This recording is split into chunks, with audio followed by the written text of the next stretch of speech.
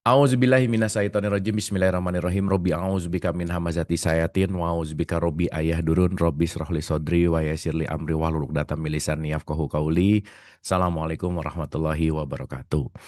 Alhamdulillahirabbil alamin. Segala puja-puji milik Allah Subhanahu wa taala yang atas rahmat karunia kasih sayangnya. Alhamdulillah malam hari ini kita bisa berkumpul di ruang virtual ini, di Zoom ini untuk kembali belajar bersama, untuk kita sama-sama berefleksi, sama-sama jeda sesaat sih sebetulnya, sama-sama kita melepaskan kesibukan-kesibukan untuk berpikir masa depan dan masa lalu gitu ya, untuk kita hadir utuh di sini saat ini dalam pembelajaran di MOT ini, dan semoga senantiasa malam hari ini kita bisa sama-sama membuka pikiran dan hati, dan yang paling terpenting kita sama-sama juga untuk berefleksi, untuk berkontemplasi, dan selalu saya menggarisbawahi bahwa saya bukan mau menceramahi, bukan mau mengkuliahi, mentausiahi gitu, tetapi poinnya adalah kita selalu belajar bersama, selalu bertumbuh, dan semoga ada sesuatu hal dari apapun yang nanti dititipkan untuk dialirkan, untuk kita sama-sama ambil pelajaran dan kita aplikasikan dalam keseharian.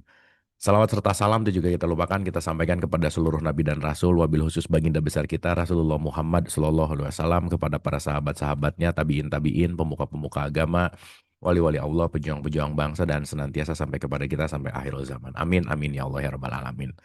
Sehat ya semua ibu dan bapak, atur nuhun kebersamaannya malam hari ini. Kita malam hari ini sama-sama belajar lagi, dan sebelum kita mulai mungkin ada baiknya kita hening dulu sejenak, kita doa gitu ya, meskipun hari ini kita akan bahas tentang keterhubungan dan doa gitu.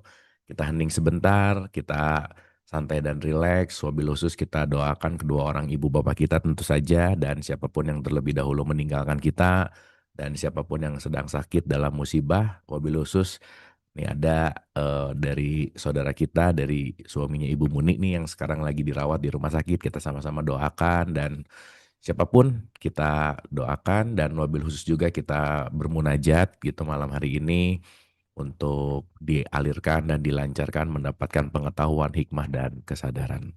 Oleh karena itu, mari kita hening sejenak, rileks, dan tidak sibuk. Al-Hadiniyah, Al-Fatihah.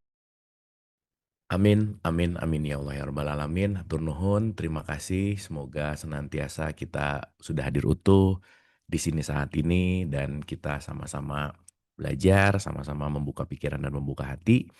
Dan saya malam hari ini dikasih tugas untuk bicara tentang keterhubungan dalam doa, atau kita ngomongin tentang doa gitu ya. Dan saya rasa ini sudah menjadi kebiasaan kita untuk berdoa gitu, untuk kebiasaan kita untuk membacakan doa gitu. Tetapi mungkin malam hari ini kita akan lebih dalam membahas tentang konteks yang namanya doa. Jadi ibu dan bapak seperti biasa, kita ada pemaparan, dan nanti mungkin di tengah-tengah ada pertanyaan, boleh ditulis dulu, dan nanti di akhir mari kita berdialog dan berdiskusi. Oke, dan seperti biasa ibu bapak, kita santai aja, serius ya, jangan jangan jangan serius, maksudnya santai aja gitu, jangan, pokoknya rileks, santai. Malam hari ini kita akan flow gitu, dan mari kita nikmati momen demi momennya untuk kita jadikan sebagai pembelajaran gitu intinya. Baik, saya izin untuk share screen-nya sebentar. Oke, mudah-mudahan udah kelihatan. Sip ya, aman ya. Baik, saya mau mulai dulu dari satu poin yang saya rasa perlu untuk kita renungkan lebih dalam gitu, Ibu dan Bapak dan teman-teman semua, tentang konteks yang namanya doa gitu ya. Kan kalau kita bicara dalam wilayah ini, secara pandangan umum, doa itu adalah memohon, meminta gitu kan. Dan kalau kita bicara dalam konteks yang lebih umum juga, bahwa banyak orang berdoa karena intinya adalah apa yang diharapkan itu kejadian gitu. Nah, sekarang saya mau memberikan sebuah analogi dari konteks yang paling sederhana antara hubungan Tuhan dengan hambanya, antara Allah dengan kita lah gitu misalnya. Saya kasih contoh analogi begini. Kan kalau kita gambarkan ada Allah nih, dan ada kita sebagai hambanya gitu. Saya tuh selalu menganalogikan semisal bahwa ini tuh adalah sang dalangnya gitu ya kira-kira.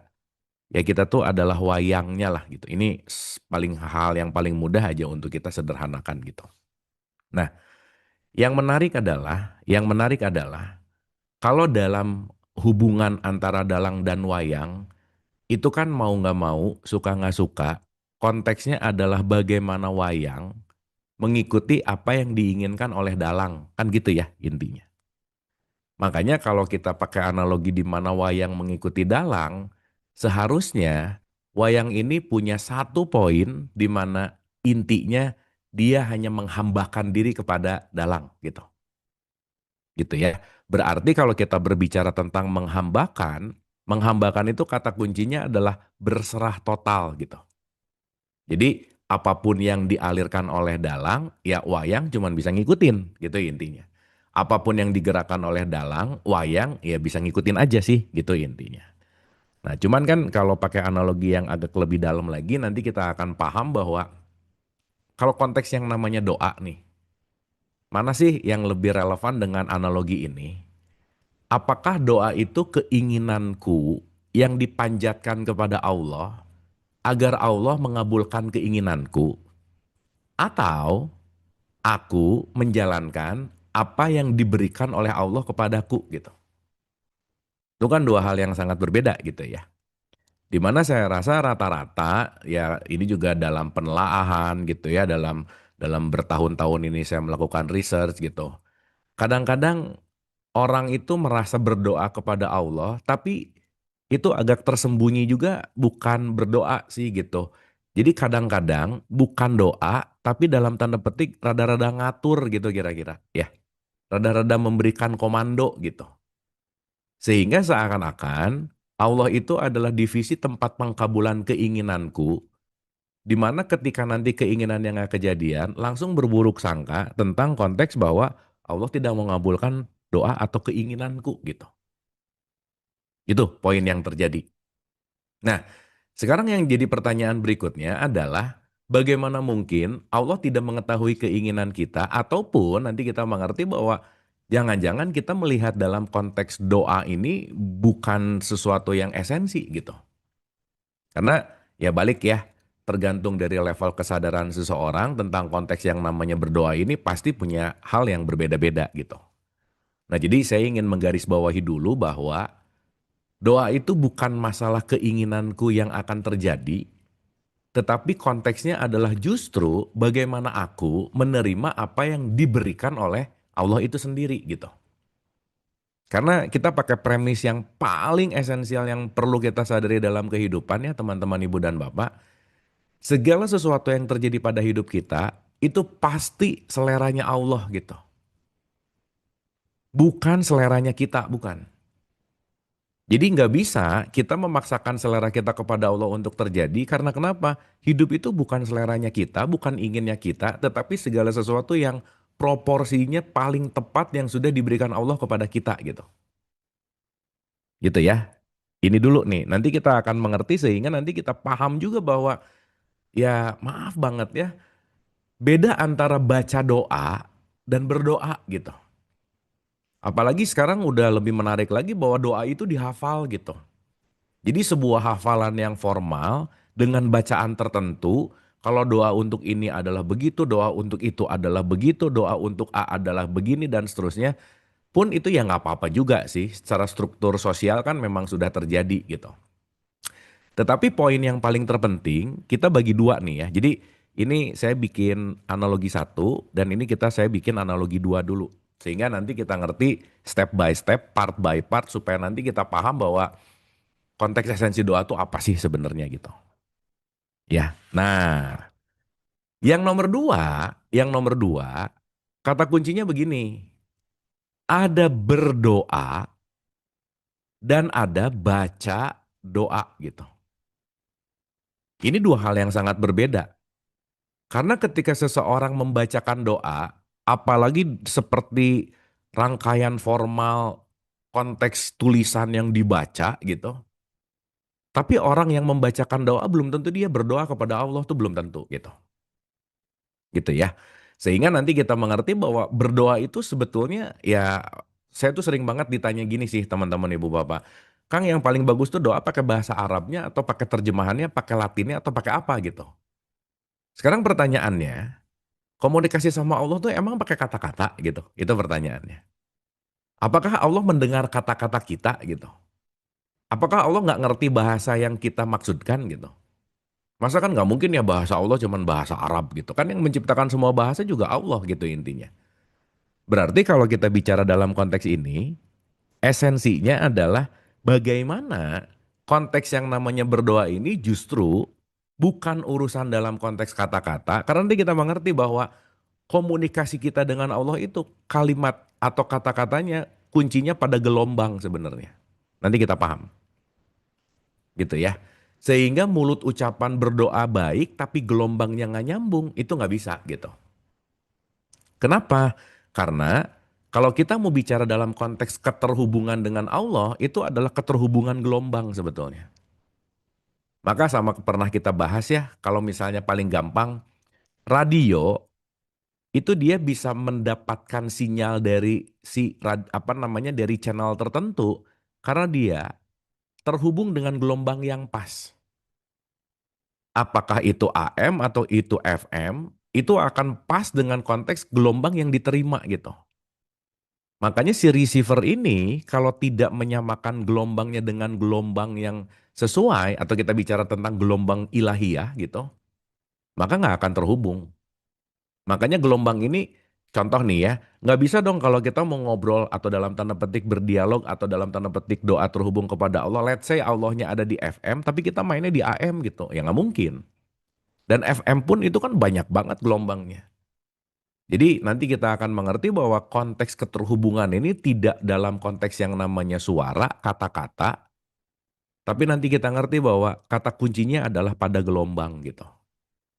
Ya, jadi nomor satu analogi si dalang dan wayang, nomor dua analogi berdoa dan baca doa dalam konteks bukan masalah formal kata-katanya, tetapi kita akan berbicara dengan konteks yang namanya gelombangnya gitu. Nah, yang ketiga, ini saya pakai tiga aja ya hari ini ya, karena supaya nggak terlalu banyak, tapi juga kita lebih ke praktikal. Yang ketiga, mungkin kita perlu juga menyadari tentang konteks bahwa makna yang mendalam tentang doa, doa itu sebetulnya maknanya bukan minta sih, tapi memiliki arti yang lebih mendalam tentang konteksnya, artinya adalah mengundang gitu. Jadi doa itu urusannya adalah inviting, bagaimana mengundang. Gitu. Sehingga kalau mau mengundang sesuatu harus ada undangannya gitu. Sehingga kalau harus ada undangannya berarti nanti ini akan ada kaitannya dengan konsekuensi hukum sebab akibat. Karena nanti ada kata-kata di Quran, ya balik lagi, kamu tidak akan berubah, aku tidak akan merubah kalau kamu tidak merubah, itu satu. Bahkan ya mohon maaf nih, orang misal nih ya ini paling gampang aja, jangan-jangan orang yang jarang berdoa bisa lebih kaya daripada orang yang sering berdoa gitu. Karena ya orang yang tidak berdoa itu jangan-jangan lebih rajin bekerja daripada orang yang berdoa tapi nggak bekerja gitu misalnya. Nah sehingga nanti kita mengerti bahwa konteks doa itu sebetulnya bukan masalah meminta, bukan masalah memohon, tetapi konteksnya adalah mengundang dengan undangan yang pas. Nah nanti undangan yang pas ini ada kaitannya sama gelombang, dan gelombang ini nanti ada kaitannya sama bagaimana hubungan kita dengan Tuhan gitu intinya. Ya, meskipun teman-teman ibu bapak dalam ranah psikologis misalnya, ketika kita berdoa, ya Allah berikanlah ini, berikanlah itu apa, oke lah itu menjadi self motivating itu bagus banget lah nggak apa-apa. Atau kita berdoa bersama, yuk doa bareng yuk untuk apa? Itu untuk menimbulkan konteks yang namanya ikatan sosial yang lebih bagus juga oke lah nggak apa-apa gitu. Karena udah kadung bahwa itu namanya berdoa gitu kira-kira. Ya nggak apa-apa sih gitu ya poinnya. Sehingga nanti kita bisa mengerti bahwa dari konteks psikologis ada manfaatnya, dari konteks sosiologis juga ada manfaatnya, tetapi yang pengen saya garis bawahi di pertemuan malam hari ini mungkin kita akan lebih berbicara tentang konteks keterhubungannya gitu. Nah, jadi teman-teman ibu bapak mungkin kita akan bicara dalam wilayah si tiga elemen yang mungkin akan kita bahas di malam hari ini gitu. Sip ya, sampai sini oke, suara aman ya, clear ya. Oke. Nah, saya mau memulai dulu dari perspektif tentang konteks di mana Begini, kita mulai dari saya pinjam dulu pakai satu ayat gitu ya. Ini yang sangat sangat sangat sangat terkenal lah ayat ini karena ayat ini biasanya di bulan Ramadan tuh sering banget karena ini kaitannya Al-Baqarah 186 ini suka suka suka nempel dengan 185, si 185 ini kan kaitannya sama Ramadan gitu. Makanya menarik deh Ibu dan Bapak. Nanti kalau kita ngelihat rangkaian rangkaian surat ayatnya ya, kita disuruh Ramadan dulu baru doa gitu. Gitu ya. 183-nya ngomongin Ramadan, 184-nya ngomongin Ramadan, 185-nya ngomongin Ramadan, 186-nya baru ngomong, apabila hamba-hambaku bertanya kepadamu tentang aku, maka jawablah bahwasannya aku adalah dekat gitu. Jadi menarik nih gitu. Gitu ya. Ramadan udah kita bahas, jadi kita langsung loncat ke 186-nya. Nah, di Al-Baqarah ayat 186 tuh ada kalimat begini, kita bahas ini agak lebih dalam dan pelan-pelan gitu ya. Oke, supaya kita ngelihat ini jauh lebih holistik. Ya, bismillah ya. Auzubillahiminasyaitonirrajim. Bismillahirrahmanirrahim. Di sini tuh ada satu statement seakan-akan sebuah conversation gitu. Jadi kalimatnya begini. Wa iza sa'alaka ibadi, dan ketika hamba-hambaku bertanya kepadamu tentang aku, si abdi itu, maka jawablah. Di sini ada kata-kata koribun. Jawablah bahwasannya aku adalah dekat gitu. Ya, jadi di sini ada satu statement, jawablah bahwa aku adalah dekat. Nah, saya mempelajari salah satu kitab tentang konteks si Asmabun Nuzul di ayat ini. Salah satu pemaknaannya begini, Bu, Pak. Ketika Nabi Muhammad sedang berjalan di sebuah community, ada komunitas itu, dia doanya kencang-kencang gitu. Kencang-kencang, teriak-teriak gitu. Jadi sekarang seakan-akan kalau doa makin kencang makin didengar sama Tuhan gitu kira-kira. Ya kalau sekarang kan pakai toa lah gitu misalnya. Seakan-akan lebih kencang suaranya, lebih besar suaranya, lebih lebih didengar sama Tuhan lah gitu intinya. Ya. Nah, di ayat ini dikasih tahu bahwa gini loh. Kalau aku lebih dekat dari apapun, maka kerasnya suaramu itu tidak memengaruhi keterikatan dan keterhubungan kamu dengan aku gitu. Bahkan dengan kerasnya suaramu, kamu boleh mengatakan dan mengucapkan keras namaku, tapi belum tentu kamu terhubung denganku gitu.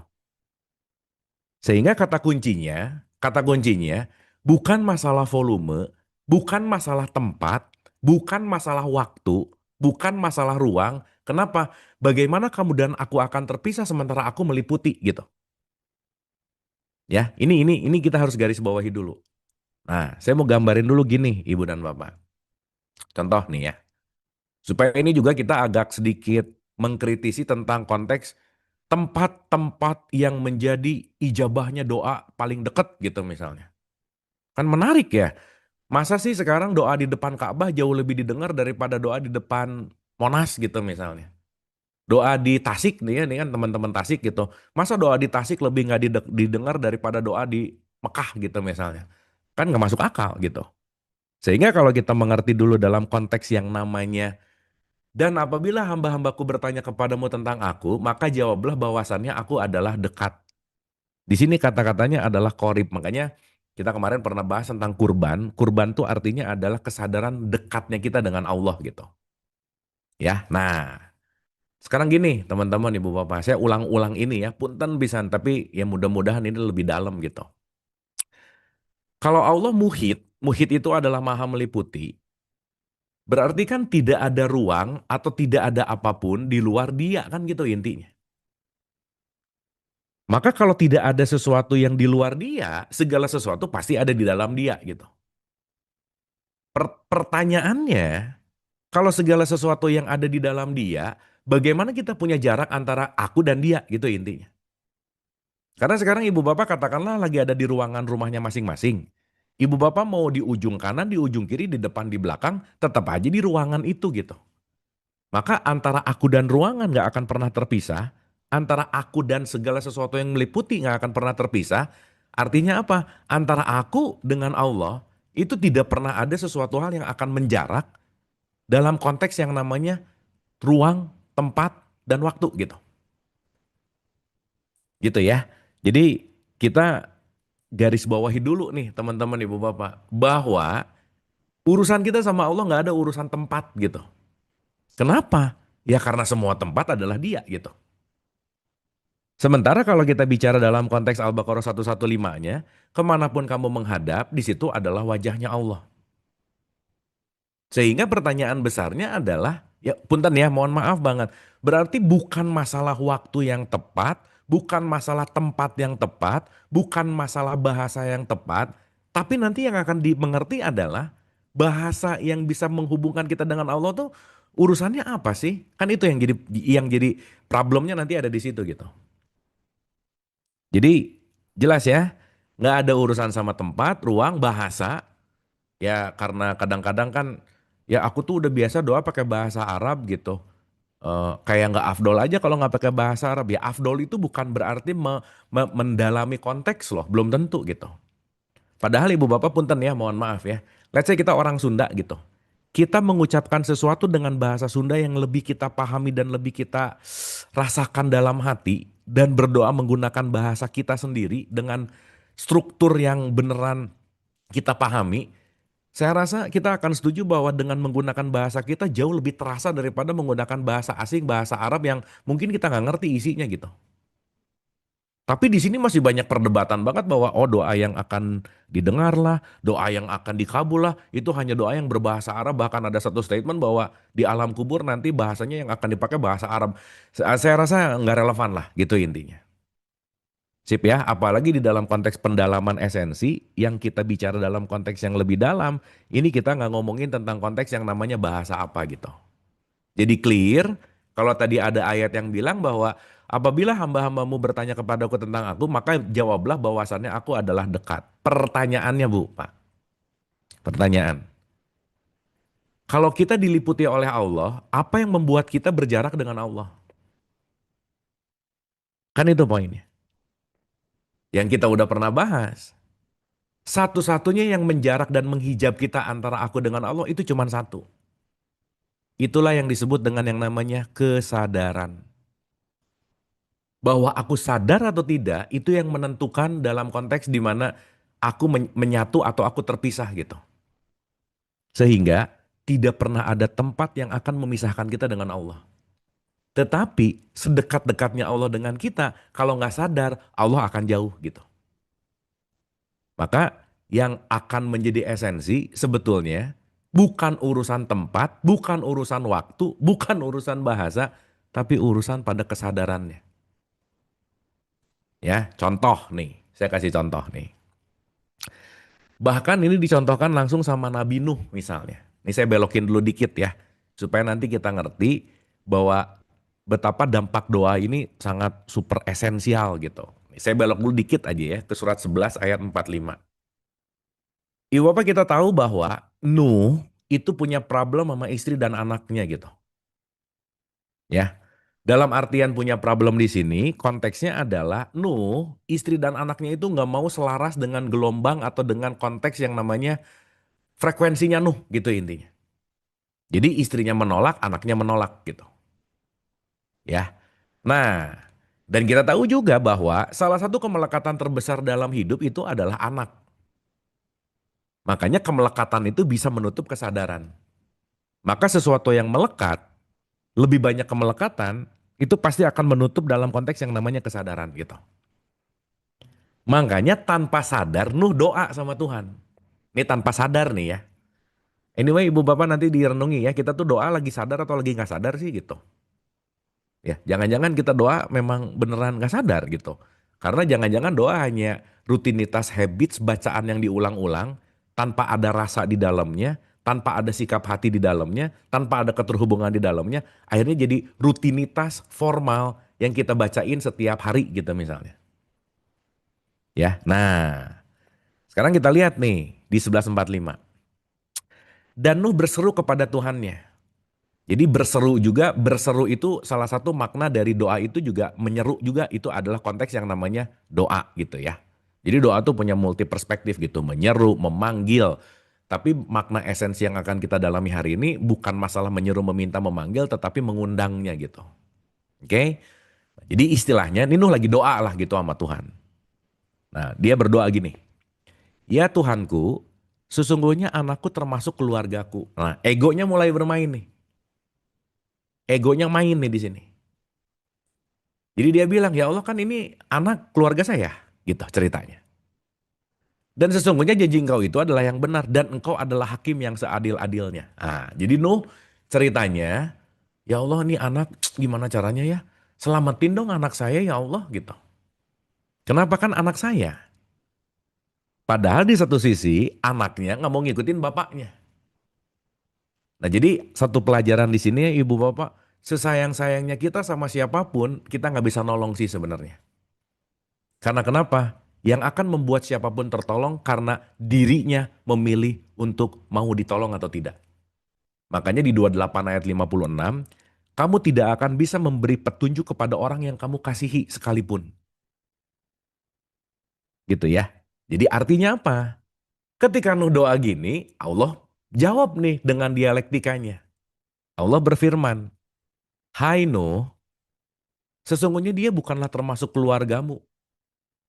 Keluarga di sini ada dua ya, bahwa ada keluarga secara biologis, ada keluarga secara garis kesadaran lah gitu kira-kira.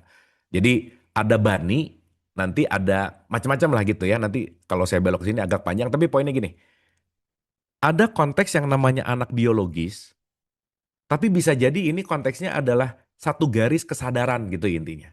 Karena boleh jadi anak biologis belum tentu satu kesadaran ketunggalan ketauhidan gitu intinya.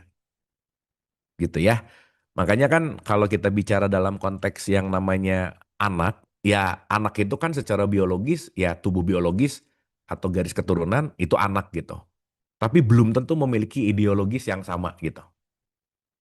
Gitu ya. Nah, jadi ini lagi ngomongin Haino, dia bukanlah termasuk keluargamu, artinya apa? Dia tidak satu ideologis ketauhidan denganmu gitu intinya. Ya. Oke. Jadi anak kandung kita belum tentu satu ideologi sama kita gitu, Ibu Bapak. Itu perlu digarisbawahi. Sama kayak Ibrahim sama bapaknya.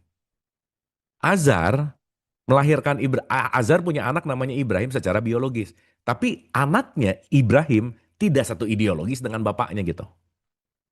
Makanya kalau dalam perspektif ada bani, ada zuriyah. Makanya kalau ngomongin anak itu doa zuriyatina kurota ayun. Dia nggak ngomongin pakai kata-kata bani gitu. Anyway. Ya, ini untuk pengetahuan aja. Nanti nanti kapan-kapan ingetin untuk kita ngomongin lebih dalam tentang Bani dan Suriah. Anyway ya. Tapi yang ingin saya garis bawahi di sini, kalimatnya begini. Hai no, sesungguhnya dia bukanlah termasuk keluargamu. Sesungguhnya perbuatannya itu perbuatan yang tidak baik. Nah, quote and quote nih ya. Allah tuh agak sedikit nyentil Nuh. Gini, sebab itu janganlah kamu memohon kepadaku sesuatu yang kamu tidak mengetahui hakikatnya. Kamu jangan minta kalau kamu nggak ngerti gitu.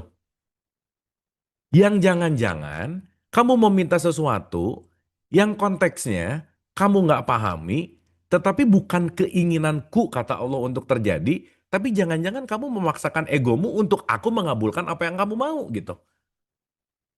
Jadi mungkin pertanyaannya Tuhan kalau diomongin dalam teater gini, ini yang Tuhan siapa sih?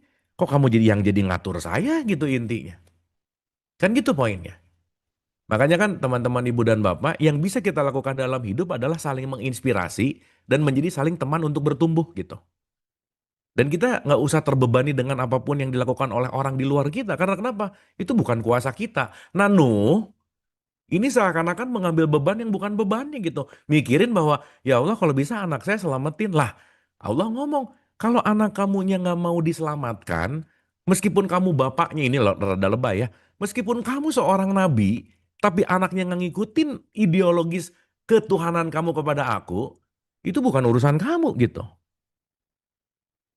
Gitu ya teman-teman ibu bapak ya. Nah sesungguhnya aku memperingatkan kepadamu supaya kamu jangan termasuk orang-orang yang tidak berpengetahuan.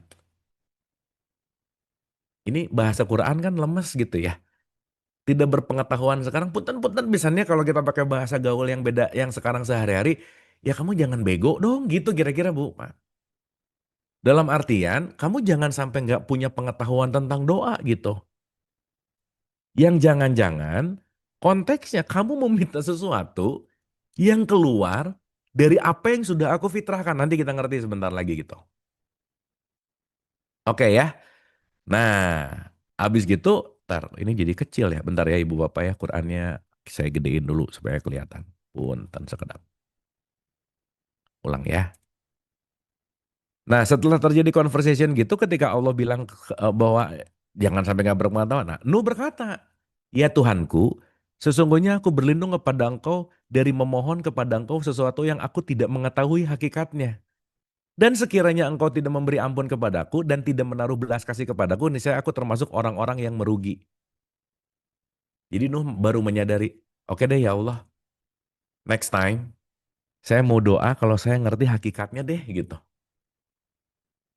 Berarti kalau kita ngelihat secara konteks ya teman-teman ibu bapak, apa sih yang dilakukan Nuh pada saat sebelum diberikan peringatan sama Allah? Nuh mengedepankan keinginannya untuk dikabulkan, sementara Allah ingin mengedepankan bahwa apa yang aku hadirkan dalam hidupmu itu udah pasti takaran yang terbaik gitu. Berarti pertanyaan yang mendalamnya, yang akan terjadi pada kehidupan kita bukan apa yang aku inginkan, tetapi hukum sunatullah yang pasti akan terjadi gitu. Jadi nomor satu, berdoa bukan seberapa banyak aku meminta, tetapi berdoa justru memohon aku diberikan kekuatan untuk apapun yang diberikan oleh Allah karena tahu dan meyakini bahwa apapun yang terjadi padaku saat ini itu adalah sesuatu yang paling terbaik, yang pasti itu adalah jalan untuk selalu dalam tanda petik untuk menjadi hamba gitu. Ya, jadi nanti kita akan agak sedikit mengurangi doa seperti catatan belanja bulanan gitu Bu, Pak. Banyak banget gitu. Dalam artian justru malah ya quote and quote gitu ya, meminta lah, mengatur lah. Ya dan ya balik lagi sih, kan kadang-kadang orang doa justru ketika lagi susah misalnya, ketika lagi keadaan yang nggak sesuai dengan keinginannya gitu. Dan saat kebalikannya, begitu dia lagi happy atau sesuai keinginannya, kadang-kadang Allah kan jadi lupa gitu intinya.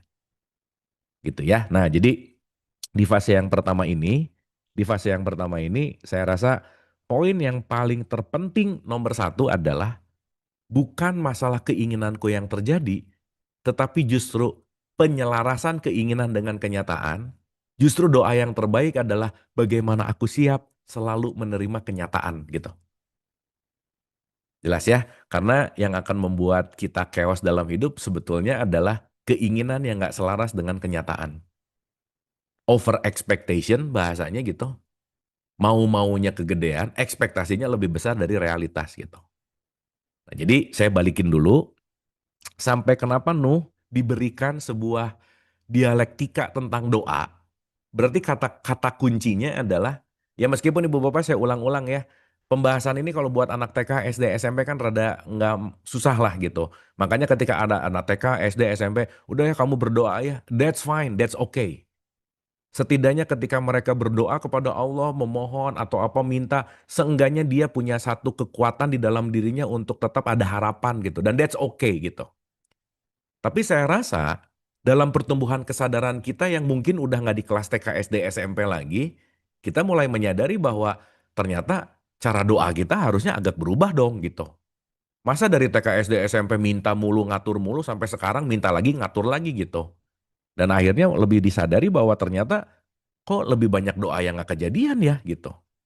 Meskipun di satu sisi ada kalimat, ya doa itu kan kadang-kadang langsung kejadian atau nanti ditunda atau apa dan lain-lain, ya udah aja sih. Tapi kalau kita mulai memahami ini, berarti ada makna yang lebih mendalam dari doa, bukan masalah minta, bukan masalah ngatur, tapi berdoa adalah keterhubungan dan keselarasan dengan hukum Allah gitu. Jelas ya, Ibu Bapak ya? Dah, nih, bismillah ya, pelan-pelan nih. Jadi yang pertama, kita sedikit merubah paradigma. Doa itu adalah terhubung dan melakukan yang namanya keselarasan. Jadi gini, masa sih keinginanku yang diminta ke Allah untuk terjadi kan nggak bisa. Tapi justru doa itu adalah bagaimana keinginan Allah yang aku siap untuk menerima gitu. Ya, meskipun di satu sisi sekali lagi ini bukan berarti ini karena sekarang nanti ya saya sering banget sih dapat pertanyaan. Jadi kan nggak usah berdoa. Ya Sok sekarang mau doa tetap ya Allah berikanlah kesehatan apa anaknya jadi silahkan. silahkan. Itu hanya bagian dari yang namanya self-motivating. Dah, cuman udah kadung itu kayak jadi doa, ya udah nggak apa-apa lah gitu intinya. Tapi seenggaknya dengan melakukan itu, kita punya momen, punya waktu untuk memotivasi, untuk terus ada yang namanya hope. Dan that's okay gitu. Gitu ya. Tapi di satu sisi, kita akan lebih mengerti lagi, ternyata bukan hanya di level ini gitu intinya. Jelas ya, bukan hanya di level ini. Ya. Nah, sekarang kita balik nih ke Al-Baqarah 186. Saya balik dulu teman-teman ibu bapak. Berarti kan Allah nggak jauh dong, udah pasti. Berarti kalau nggak jauh, bukan urusan tempat, waktu, bahasa, teriakan, ada suara atau nggak ada suara gitu. Ya masa sih kalau sekarang doa yang didengar adalah orang yang paling berteriak, kalau orang nggak bisa ngomong, gimana cara doanya? Gitu. Kalau hanya bahasa Arab yang didengar sama Allah, orang Jepang yang nggak bisa ngomongin tajwidnya benar, gimana cara bacanya gitu. Kan logika critical thinkingnya kira-kira begitu gitu. Ya. Nah, sementara di satu sisi ada kalimat berikutnya begini. Nah, pelan-pelan ya. Oke. Ini kita pemanasan-pemanasan tipis dulu ya, Ibu Bapak ya. Pelan-pelan dulu supaya seenggaknya ada paradigma yang fresh gitu. Nih. Dan apabila hamba-hambaku bertanya kepadamu tentang aku, maka jawablah bahwasannya aku adalah dekat. Nah, ini statement yang menarik. Aku mengabulkan permohonan orang yang berdoa apabila ia memohon kepadaku. Jadi di sini ada statement gini. Aku mengabulkan permohonan, proposal, orang yang berdoa, ingat berdoa itu mengundang, apabila ia memohon kepadaku. Berarti kalau memohon kepadaku di situ align dengan kalimat berikutnya, maka hendaklah mereka itu memenuhi, ini tanda kurung sih, segala perintahku. Nah ini tricky nih kalimat ini. Jadi line yang awal, kalimat awal diperkuat dengan kalimat berikutnya. Kata kuncinya adalah maka hendaklah mereka itu memenuhi. Pertanyaannya, berarti urusan doa ini kan bukan masalah minta, tetapi memenuhi. Karena kalau sudah terpenuhi, otomatis sistemnya akan terjadi gitu. Jelas ya, Ibu Bapak ya? Berarti kata kuncinya, hendaklah mereka memenuhi dalam kurung segala perintahku, dan hendaklah mereka beriman kepadaku agar mereka selalu berada dalam kebenaran. Nah, saya ingin menggarisbawahi karena ini kita perlu agak lebih dalam untuk memahami konteks kalimat memenuhi segala perintahku. Pertanyaan, perintah di sini maksudnya apa nih gitu? Ya, yang dipenuhi itu apa gitu?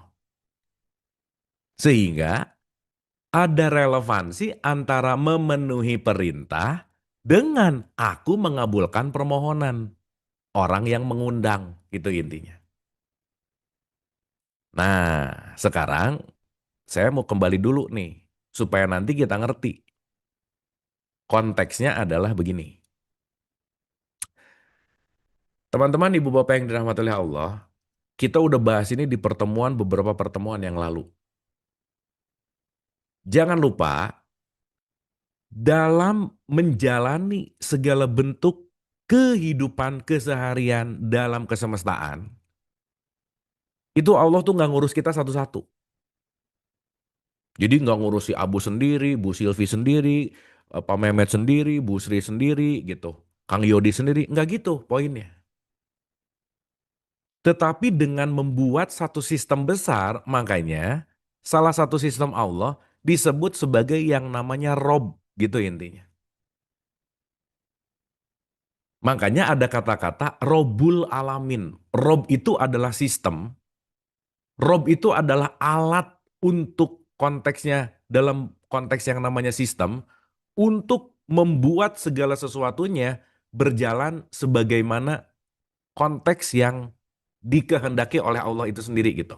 Jadi gini, singkat cerita, Kehidupan kita ini punya satu yang namanya hukum sunatullah, gitu kira-kira.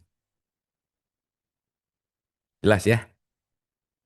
Nah, sehingga pertanyaannya adalah siapapun yang diliputi oleh dia di dalam hukum ini nggak bisa dan nggak mungkin melanggar yang namanya hukum sunatullah.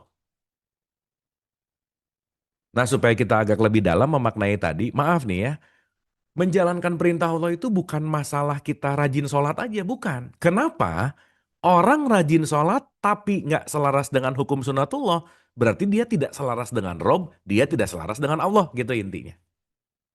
Makanya ada kata-kata fawailul lil musolin. Celakalah orang yang sholat kalau dia cuma ritual tapi tidak terhubung dengan hukum sunatullah, dengan robnya, dengan sistem kesemestaan gitu misalnya. Makanya sering saya sebut hukum sunatullah ini yang disebut dengan yang namanya hukum semesta. Karena nanti kita ngerti bahwa yang tertinggi dalam kehidupan adalah hukum semesta raya ini gitu. Justru nanti kita akan paham konteks yang namanya agama adalah jembatan untuk kita selaras dengan semesta, selaras dengan hukum sunatullah, selaras dengan Rob, berarti selaras dengan Allah gitu. Jelas ya? Makanya punten pisan saya selalu mengulang-ulang. Orang yang agamanya Islam belum tentu Islami gitu. Orang yang tahu hukum Islam belum tentu selaras dengan hukum semesta gitu. Makanya dia bisa rajin sholat, tapi mungkin dia korupsi.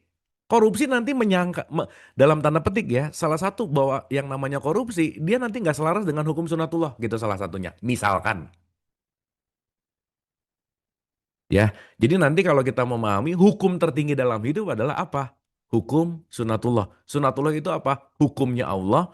Hukumnya Allah itu apa? Itu bagian dari robnya Allah itu. Nah jadi kita analogikan lebih dalam. Ulang ya, pelan-pelan nih. Pelan-pelan ya. Dan apabila hamba-hambaku bertanya kepadamu tentang aku, jawab aku korib. Kamu tuh ada di dalam hukum aku, kata Allah. Hukum manusia itu hukum partikular, semuanya akan binasa di hadapan hukum Allah. Maka sepinter-pinternya manusia mengakal-akali hukum, dia nggak akan bisa lepas dari hukum semesta gitu. Dah gitu aja. Dia mungkin akan tertampak selamat dari hukum manusia, tapi dalam kesemestaan, dia akan tidak mungkin lepas dari kausalitas tuh nggak mungkin. Ya, karena nggak ada tempat untuk kita nyumput dari hukum semesta. Karena kenapa? Ya semuanya adalah semesta, semuanya adalah Allah gitu. Gitu. Nah, dengan kesadaran ini teman-teman Ibu Bapak, itulah kenapa perlu yang namanya takwa. Takwa itu apa sih? Kesadaran. Kehati-hatian untuk melakukan sesuatu. Kenapa? Karena dimanapun kamu berdiri, dimanapun kamu berada, dimanapun tempatnya kamu nggak akan bisa kabur dari hukum semesta gitu intinya. Jadi nanti ngerti, hati-hatilah dalam bertindak karena setiap tindakan pasti ada aksi dan reaksi gitu. Dalam tindakan pasti ada yang namanya konsekuensi. Dan konsekuensi itu salah satu hukum sunatullah. Nggak bisa ditutup-tutupin, nggak bisa kabur, nggak salah alamat. Apa yang kita lakukan akan kembali gitu. Ya, nah, jadi nanti kita ngerti bahwa oh ternyata mau sholat, mau puasa, mau umroh, mau haji, ujung-ujungnya itu cuma mau doa sebenarnya. Nah doa yang kita ngerti sekarang apa? Ujung-ujungnya mau terhubung. Apa yang kita ngerti sekarang? Ujung-ujungnya mau selaras dengan semesta gitu intinya. Kan esensi dari sholat isinya apa? Doa. Esensi dari ibadah apapun isinya apa? Doa. Berarti kata kunci ke ujung paling ujungnya apa? Kata kuncinya adalah selaras dengan kesemestaan, selaras dengan Rob, selaras dengan Allah gitu. Ya, nah sekarang kita mulai agak lebih dalam lagi untuk kita memahami. Ulang sekali lagi ya, Ibu Bapak ya, pelan-pelan nih. Kita nggak apa-apa ya, nggak harus cepet-cepet ngeberesin modul, tapi mudah-mudahan part by partnya kita pahami gitu. Supaya habis ini kita jangan cuma doa tuh hafal di mulut gitu diulang-ulang tapi nggak terkoneksi gitu. Bahkan nanti kita ngerti sih Ibu Bapak, bahkan tidak perlu ada kata-kata, tidak perlu ada suara, terkoneksinya kita dengan Allah, doa adalah urusan dari sikap hati dalam gelombang frekuensi sebetulnya. Makanya jangan heran kenapa banyak doa kita yang nggak kejadian, karena jangan-jangan kita waktu berdoanya aja di frekuensi yang nggak tepat gitu misalnya. Saat orang berdoa dalam kekurangan, dia pasti minta. Maka saat dia berdoa dalam frekuensi rendah, justru yang akan dihadirkan adalah frekuensi rendah terus gitu. Ya, nanti kita memahami itu gitu. Sehingga nanti ngerti kenapa ada kata-kata berdoalah dengan nggak terlalu ngarep-ngarep banget, tapi juga jangan nggak ngarep gitu. Dan itu hanya dilepaskan dan nggak perlu untuk terlalu berekspektasi terhadap hasilnya. Karena ketika kita berekspektasi sama hasilnya, jadi nunggu hasilnya. Gitu ya. Jadi nanti ada dua, Bu, Pak. Ada ingin dan ada kehendak. Kalau kita lagi ingin, berarti kita lagi kurang. Tapi kalau kita berkehendak, karena ada kehendak, nanti ngerti, berarti kita lagi cukup gitu. Gitu ya. Jadi kalau nanti base-nya adalah keinginan, bukan kehendak, itu nanti ada versusnya di sini. Nanti kita ngerti. Karena saat, ya Allah, aku tuh lagi gini, lagi gitu, lagi gini, lagi gitu, aku inginnya gini. Berarti kalau dia lagi begitu, dia lagi merasa kekurangan. Justru yang akan terjadi adalah ketika kita lagi berdoa dalam kekurangan, jangan lupa nanti ada hukum sunatullah. Segala sesuatu akan ditarik sesuai dengan frekuensi yang sedang kita pancarkan. Gitu ya. Sip ya. Jadi nanti kita paham lagi, ya mudah-mudahan setelah ini nggak ada kata-kata, jadi doa yang paling bagus dan yang paling tepat baca apa, nah nggak gitu-gitu. Bukan itu gitu poinnya. Tapi pada frekuensi apa, pada sikap hati apa, itu yang jadi esensi justru gitu. Ya, nah kita ulang nih. Sekali lagi aja, supaya nanti kita ngerti. Oke, tadi udah ya. Aku mengabulkan permohonan orang yang berdoa apabila ia memohon kepadaku. Saya akan mengabulkan. Kalau kamu memohon, berarti ada connecting di situ. Tapi di situ ada tanda bintang lah. Syarat dan ketentuan berlaku. Semua approval ini akan terjadi, maka hendaklah mereka itu memenuhi segala hukumku. Gitu loh, Bu. Pak. Di sini diartikan perintah, nggak salah sih. Tetapi kalau kamu udah mengikuti hukum, kamu mau minta, mau enggak, kamu otomatis. Kalau kamu udah kerja, gaji pasti dikasih gitu. Jangan pengen dapat gaji, tapi nggak kerja, nggak mungkin gitu. Jangan pengen dapat buah, tapi kamu nggak nanam gitu. Nggak bisa. Karena secara hukum sunatullahnya, salah satu hukum sunatullah yang paling akan terjadi dalam konteks di sini adalah yang namanya tabur tuai.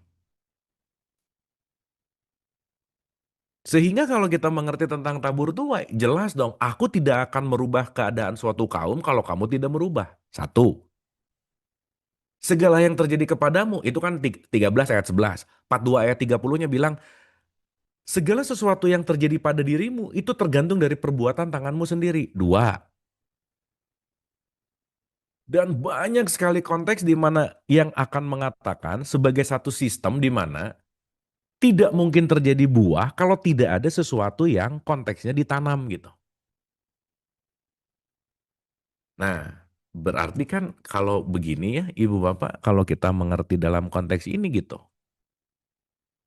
Ada satu ayat sih yang menarik dalam konteks 53 ayat 39 tuh ada kalimat gini.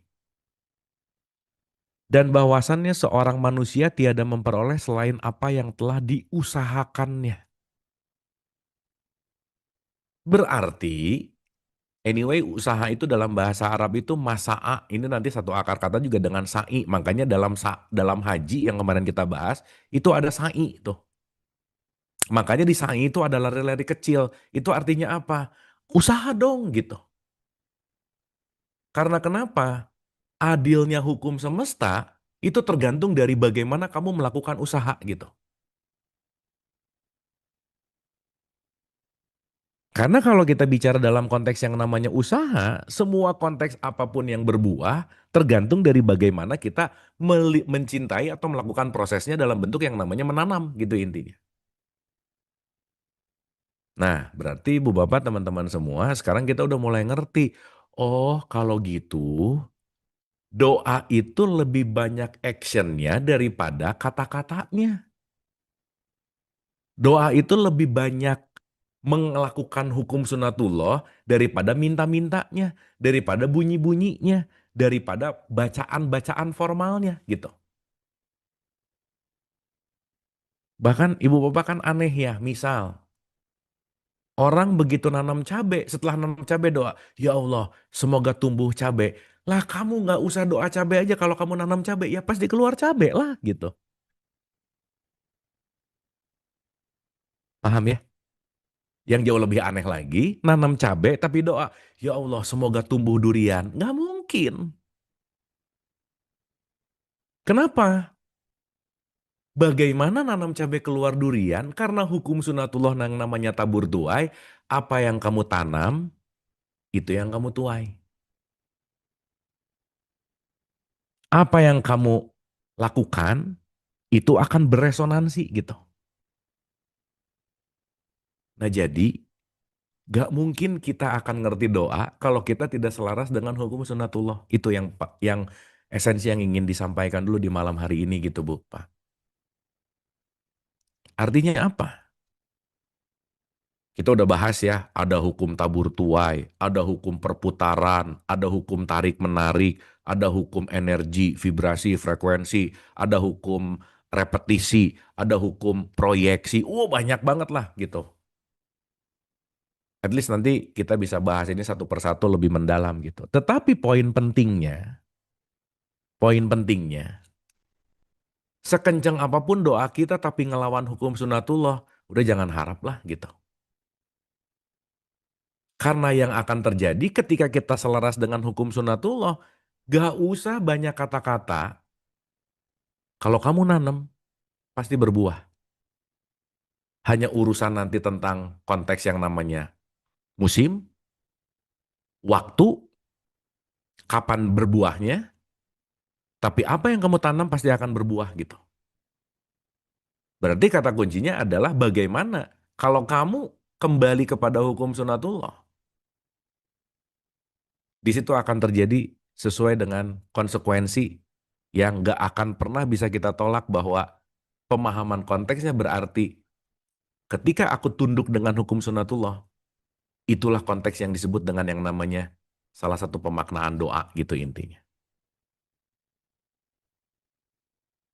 Jelas ya Ibu Bapak ya, misal nih, tiap hari doa pengen sehat, tapi makan jorok, olahraga enggak, tidur enggak bener.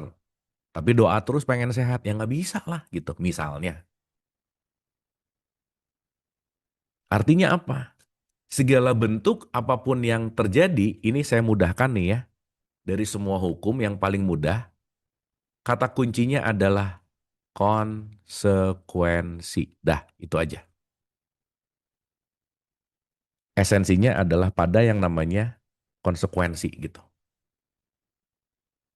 Nah, jadi mudah-mudahan kita udah mulai memahami konteks yang namanya doa. Sekali lagi, bukan ratapan dengan tangisan, dengan keinginan, dengan goals-goals, dengan banyak mau-mau gitu misalnya. Ya itu pun nggak apa-apa sih ya, Ibu Bapak kalau nyaman dengan cara itu ya oke-oke aja sih, silahkan sih gitu ya.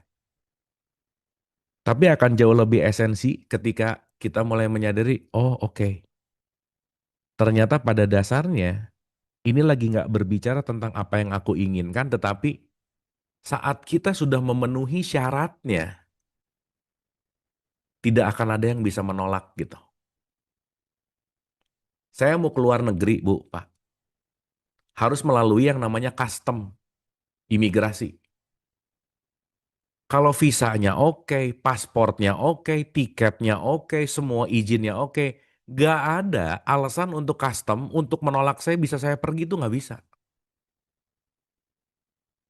Berarti pertanyaan saya untuk saya lolos dan saya bisa pergi bukan doa semoga diloloskan, tapi nyiapin visanya, nyiapin tiketnya, nyiapin semua peraturan apapun dan lain-lain. Kalau ini udah ready dan ini udah siap, gak ada yang akan menolak untuk kita bisa dalam tanda petik masuk kepada hukum lingkaran yang namanya sunatullah tuh nggak mungkin gitu. Salah satu contoh sederhana hukum terima kasih perputaran. Bagaimana Allah akan memberikan kelaparan kepada kita kalau kita selalu memberikan kekenyangan kepada orang lain gitu misalnya. Karena begitu sadar ketika saya terima, saya memberikan. Berarti ada hukum perputaran di situ gitu. Sehingga ketika perputaran itu terjadi, nggak akan ada yang bisa nolak lagi ketika derasnya yang kita kasih itu selaras dengan derasnya yang akan kita terima gitu.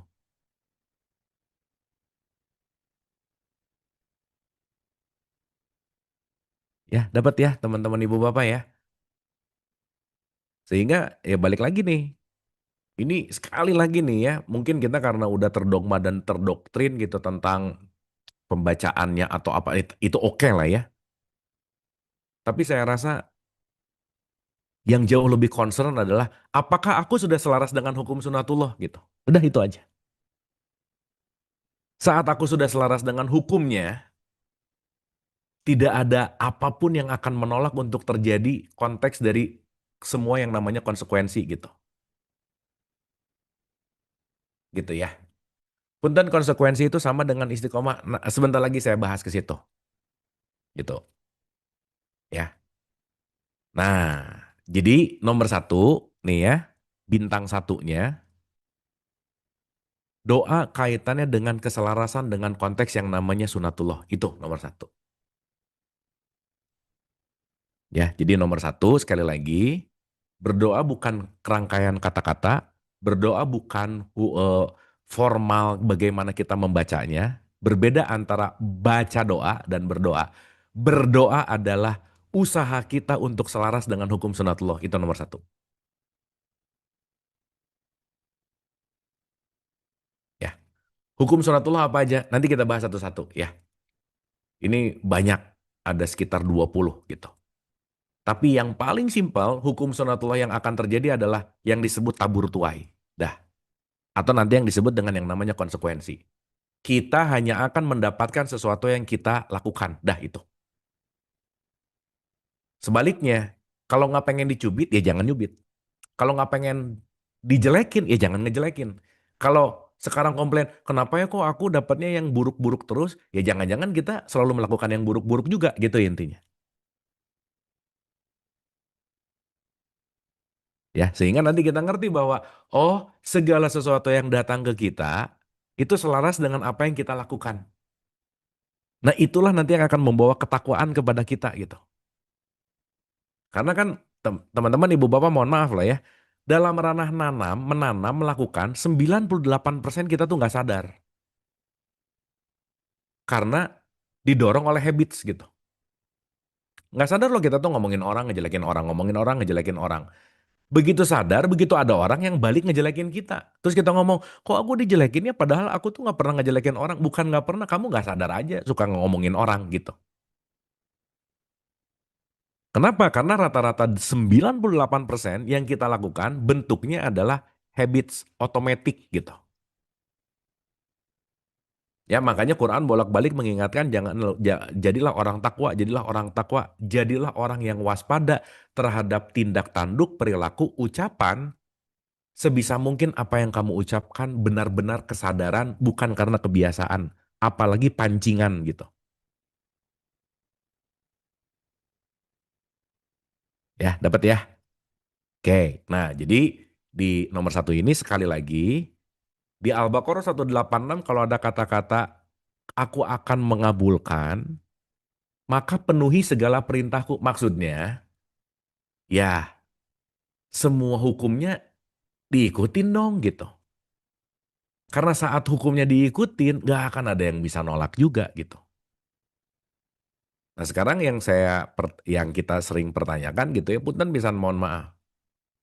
Lebih mending mana orang sering baca nama-nama Allah atau orang jarang membacakan doa tapi dia tiap hari ngikutin sunatullah gitu.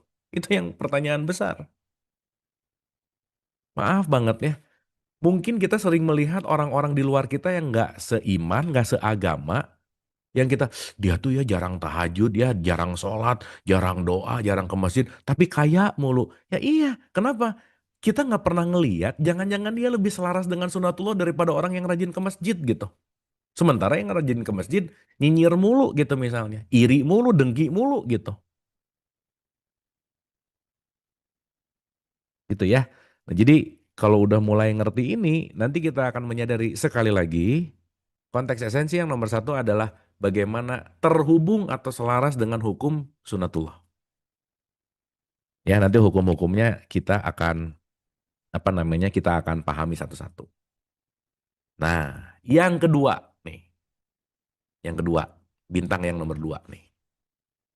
Untuk kita lebih memaknai lagi dalam konteks apa yang terjadi dalam hukum tadi misalnya. Misal nih, teman-teman, ibu bapak, di pandangan umum. Katakanlah kita minta lah, nggak apa-apa lah gitu. Ya, katakanlah kita minta, katakan. Tetapi Allah dalam konteks peristiwa semestanya, itu bukan akan memberikan hasil. No. Jadi begitu kita minta sesuatu, yang datang bukan hasil, tetapi yang datang itu adalah kesempatan. Ini tolong digarisbawahi ulang-ulang. Artinya, kalau kita ingin menjadi sesuatu atau ingin mendapatkan sesuatu, Allah bukan memberikan hasil, tapi memberikan kesempatan. Kenapa? Karena Allah dalam konteks ini, Allah lagi ada dalam konteks yang namanya Rob. Rob itu artinya dalam konteks yang namanya mendidik gitu intinya. Berarti kalau Allah lagi dalam konteks mendidik, Allah akan memberikan kesempatan dalam pendidikan kehidupan kita agar kita jauh lebih terdidik gitu. Contoh nih ya, pakai contoh supaya gampang. Contoh nih. Teman-teman ibu bapak katakanlah pengen jadi orang yang sabar. Saat aku ingin jadi orang yang sabar, minta, ya Allah jadikanlah aku orang yang sabar. Allah nggak akan ngasih hasil sabarnya. Tapi Allah akan memberikan kesempatan untuk kita menjadi orang sabar.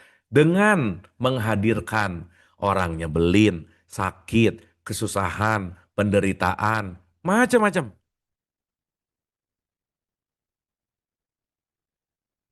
Maka ketika kita didatangkan sesuatu yang kita nggak suka, justru itulah jawaban instan dari Allah untuk robnya Allah ke kita. Untuk apa? Mewujudkan apa yang kamu inginkan dalam tanda petik. Ya, dapat ya. Berarti pertanyaan yang paling esensi, yang perlu kita mulai sadari agak lebih dalam, berarti kata kuncinya adalah pandai-pandailah, pekalah terhadap kesempatan yang diberikan Allah kepada kita dalam keseharian. Nah, kemampuan untuk kita peka terhadap kesempatan itulah bahasanya disebut ikro. Jadi ikro itu bukan membaca tulisan, tetapi pandai membaca kesempatan. Oh ya ampun, kenapa nih ketemu orang nyebelin ini? Di ikro, ya ampun ternyata itu kesempatan saya untuk jadi orang sabar ya.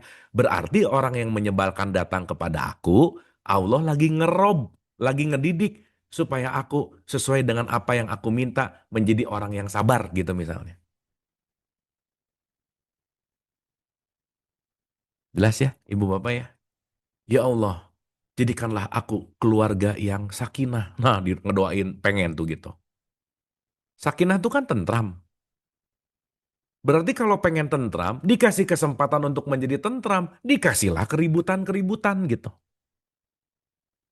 Dikasihlah konflik-konflik gitu.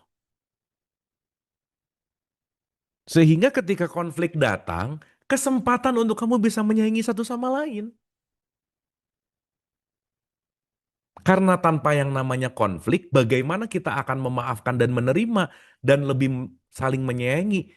Tanpa adanya konteks yang namanya konflik, tidak mungkin ada yang namanya saling mencintai dan saling menyayangi gitu. Nggak mungkin.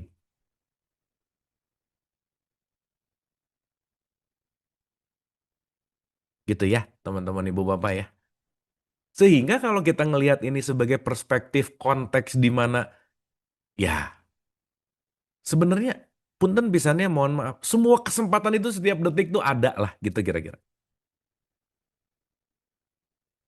Cuman dalam perspektif ini, apakah aku sadar terhadap kesempatan, atau aku justru menunggu hasil, tapi kesempatan ribuan kesempatan yang datang kita nggak ngelihat gitu. Karena kenapa? Begitu doa, ya Allah jadikan orang yang sabar. Kok sabar nggak datang-datang ya? Padahal kesempatan untuk jadi orang sabar tiap hari datang ke kita gitu.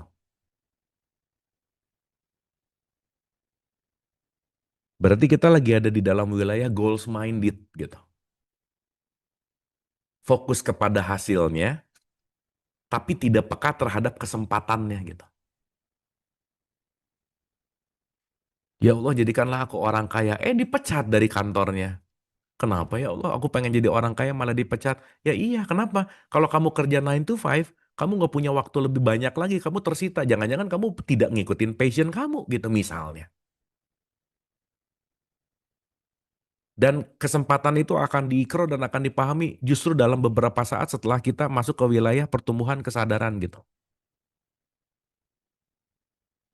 Makanya teman-teman ibu dan bapak, tidak pernah ada kerugian yang dihadapi oleh kita setelah kita menyadari beberapa saat yang akan datang. Pasti nanti ujungnya, aduh untung aja ya dulu gitu. Padahal waktu saat kita mengalaminya, aduh kenapa sih gini? Tapi nanti ngerti kok gitu.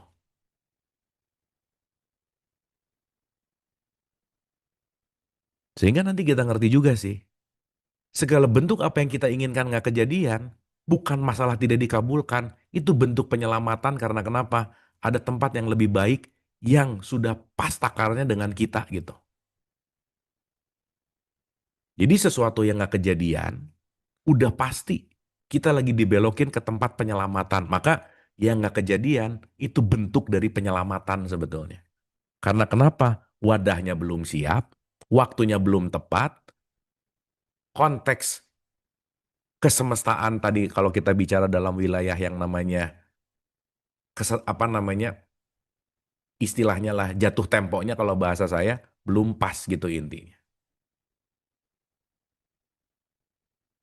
Ya, jadi ini yang nomor dua. Ini bintang yang nomor dua gitu. Supaya konteks esensinya lebih peka terhadap kesempatan daripada komplain kepada sesuatu yang nggak kejadian gitu. Sehingga kalau kita bicara dalam konteks ini, ketika kita memahami konteks kesempatan itu, kita akan mengerti bahwa setiap kesempatan adalah jalan yang diberikan oleh Allah untuk ngerob kita, untuk mendidik kita, supaya kitanya jadi terdidik. Jangan lupa ya teman-teman ibu bapak, kita ini lagi dalam sekolahan didikan jiwa kan di sini gitu. Makanya setiap jam adalah jam pelajaran, setiap tempat adalah tempat belajar, dan siapapun yang datang ke kita, pasti guru yang akan mengajarkan sesuatu. Maka fokuslah pada pelajarannya, bukan pada siapanya. Karena siapapun yang datang dalam bentuk apapun, pasti punya kesempatan. Dan ketika kita melihat kesempatannya, kita akan ngerti bahwa, oh itulah jalan untuk menuju kepada keselarasan gitu. Jelas ya? Makanya sekali lagi, yang datang bukan hasil, tapi yang datang adalah kesempatan. Nah, ini ada pertanyaan berikutnya nih, bagus nih. Manusia itu punya banyak keinginan dan keinginan itu kita minta kepada Allah agar Allah ridho mewujudkan keinginan kita. Jadi untuk mewujudkan keinginan Allah tidak perlu dirayu ya, cukup dengan selaras dengan hukum sunatullah. Biasanya kita selalu diingatkan ketika punya keinginan ibadah sunnah, doa diperbanyak zikir sekian ratus kali. Jadi yang dimaksud Abu ketika doa kita belum dikabulkan berarti karena hidup kita belum selaras, tepat sekali. Karena kalau ngikutin ridho Allah berarti bukan mengedepankan keinginan, justru keinginan kita nanti yang selaras dengan keinginan Allah gitu. Jadi nanti kita tuh nggak capek, nggak banyak mau, nggak banyak berharap nunggu yang nggak pasti, quote and quote. Karena kenapa? Justru lebih banyak menerima, sehingga keinginan apapun yang diinginkan oleh kita, itu adalah bagian dari keinginan dalang yang untuk para wayang ini lakukan gitu kira-kira. Nah nanti terhubung tuh, gitu. Ya. Nah, yang ketiga, sedikit lagi ya, nanti kita bagi dua lah, supaya nanti bisa lebih detail gitu. Punten ini udah 2125, sedikit lagi ya teman-teman ibu bapak, dikit lagi aja. Nah, ada satu nih yang menarik begini.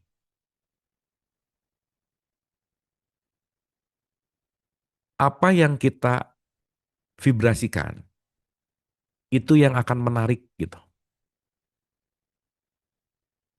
Dan ini nanti disebut hukum tarik-menarik. Ya, kalau kita ngomongin hukum tarik-menarik, nggak bisa lepas dari konteks yang namanya gelombang.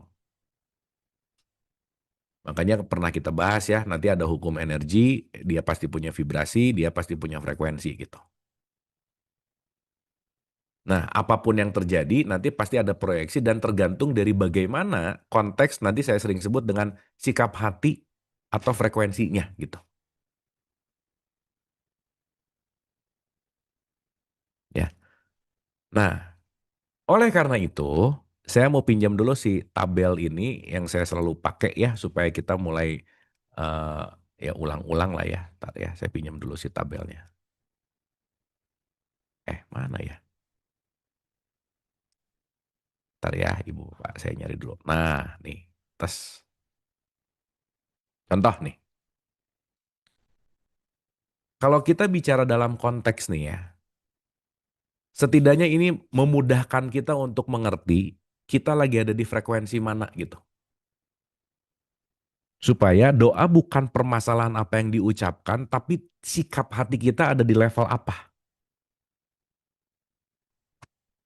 Makanya di 89 ayat 27 tuh ada kalimat gini, ya ayat Tuhan nafsul mutmainah, wahai jiwa-jiwa yang tenang. Karena salah satu pintu keterbukaan gelombang untuk terhubung ketika at least ada di wilayah mutmainah, ada di sini nih Bu, Pak. Jadi kalau kira-kira lagi ada di merah, ya at least di kuning udah lumayan, bahwa kata kunci keterhubungan, berdoa, apapun konteksnya, itu adalah bagaimana kita memproyeksikan frekuensi kita di level apa gitu. Nah maaf ya, kebanyakan orang justru kebanyakan dia meminta dan berdoa merintih dengan nangis apa di level merah nih. Artinya apa? Saat kita memancarkan gelombang yang ada di wilayah merah, yang akan kejadian nggak jauh beda di situ juga gitu. Makanya saat doa penuh dengan kekurangan yang akan terjadi kekurangan demi kekurangan demi kekurangan demi kekurangan berikutnya gitu.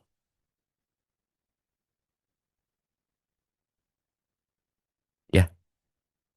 Nah, nanti kita ngerti kenapa sih Nabi Muhammad bilang tertolaklah segala sesuatu tanpa basmalah. Itu kan bukan mau ngomongin mau apa-apa bismillah dulu ya. Bismillah minum, bismillah makan. Bener sih nggak apa-apa, boleh-boleh aja. Tetapi akan tidak terhubung dalam tanda petik ya, sulit terhubung kalau kamu berkomunikasi, melakukan doa atau apapun lah kata kuncinya, kalau kamu tidak penuh dengan level yang namanya cinta gitu, welas asih gitu.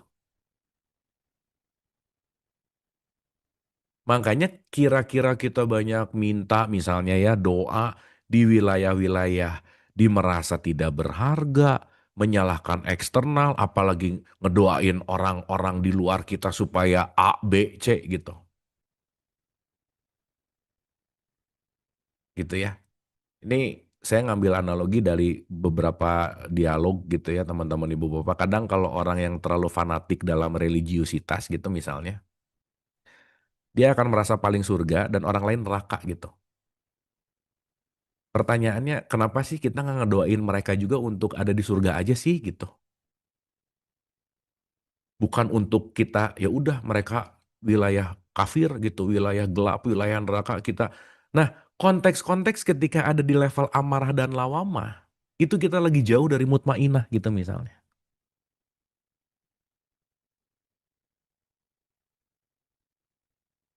Berarti keterhubungan kita dengan Allah tergantung sikap hati dan level nafs kita.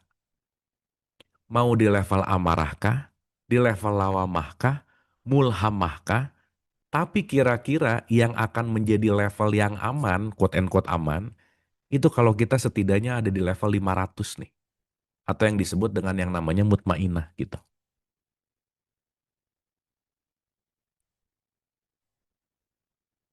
Sehingga saat level mutmainah ini terjadi, artinya apa? Keterhubungan untuk masuk ke Rodiah Mardiyah Kamilah itu akan dalam tanda petik terhubungnya jauh lebih mudah lah, gampangannya begitu. Makanya berarti yang paling menentukan dalam konteks apapun itu adalah sikap hati gitu. Jadi justru kalau mau connect jangan lagi di level merah nih. Justru diem dulu, santai dulu, relax dulu sampai udah lepas tenang baru connect gitu. Ya, nanti kita pahami ini lebih dalam di pertemuan berikutnya. Nah, saya mau menutup begini, Ibu Bapak. Terakhir nih. Ya, sehingga nanti kita ngerti bahwa konteks doa ini sekali lagi bukan kata-kata formal, beda antara baca doa dan berdoa. Jadi tadi ada pertanyaan, frekuensi itu maksudnya yang ini ya. Tadi ada yang nanya, ibu siapa ya? Gitu. Nah istiqomah itu kan sebetulnya adalah bagaimana kita melakukan dengan konsisten gitu. Karena konsisten itu adalah bagian salah satu hukum kan. Gitu. Gitu ya. Ya betul Bu. Doa yang dikuatkan dimampukan untuk selaras atau menerima dengan semua. Betul, betul. Kalau kita lagi ada di wilayah bahagia, nih ya, di 500-540, itu kita akan mengattract di level yang sama gitu. Ya, nah contoh terakhir ya. Ini supaya kita bisa bisa apa ya, bisa merefleksikan dan bisa melakukan dalam keseharian. Ya, terakhir nih. Nanti insya Allah di pertemuan yang akan datang kita bedah ini lebih dalam lagi dikit lagi ya, supaya nanti kita ngerti. Supaya nanti kita sekaligus praktek gimana untuk terhubungnya gitu. Hmm, terakhir nih. Ibu bapak kita mau mengundang semut datang ke sini. Ya nggak usah pakai toa kencang-kencang terus ngomong mut mut mut semut semut dia nggak akan datang lah gitu. Tanpa toa, tanpa teriakan, simpen aja di sini. Saya pakai warna merah ya. Gula, oke? Simpen aja gula di situ. Karena semut mendeteksi gelombang gula ini. Maka tanpa ada toa, tanpa kata-kata kenceng, bukan masalah identitas, siapapun yang nyimpen gula, dia bisa menghadirkan semut gitu. Semut nggak ngeliat ini rumah orang A, orang B, orang C, ada gula, datang dia gitu. Nggak ada urusan gitu.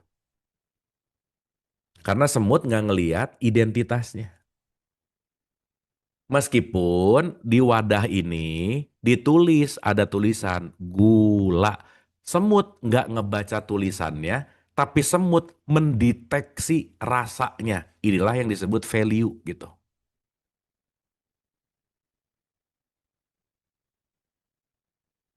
Ya, paham ya?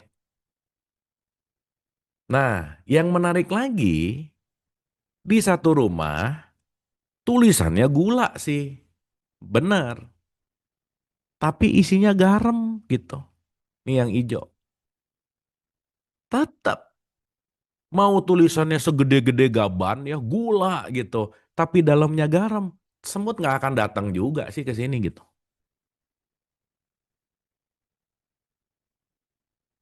Ya, paham ya? Jadi bukan masalah identitas namanya, labelnya, bukan masalah kencangnya suara,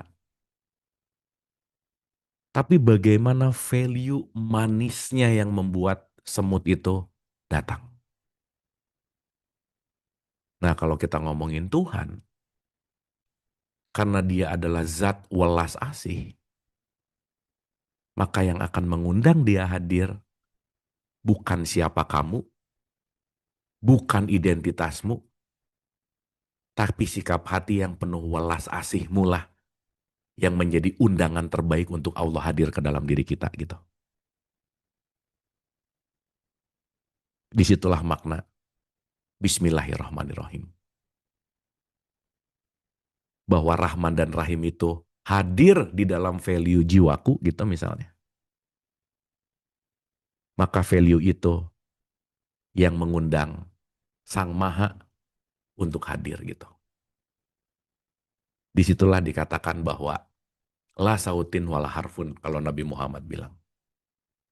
Tidak ada suara dan tidak ada huruf karena pada dasarnya sikap hatimu yang penuh welas asihlah yang menjadi undangan terbaik untuk Allah hadir di dalam diri kita. Dalam keseharian kita dan dalam kehidupan kita.